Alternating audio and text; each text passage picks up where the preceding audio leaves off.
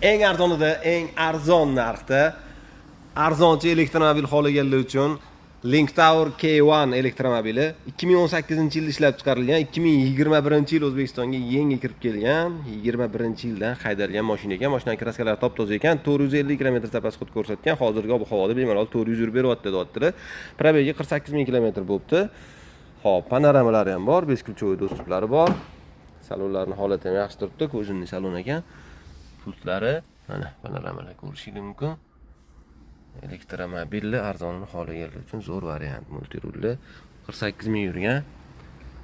Hop, 2018-21 dan haydalgan, kraskasi toza mashina ekan.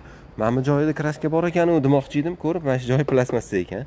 Kraska hisoblanmaydi, detallarida yo'q ekan. Ya'ni sizlar ham bemalol ko'rib kiraverasizlar. Hop. Eng arzonida olib haydashingiz uchun bor yo'g'i 9500 bosib boringlar.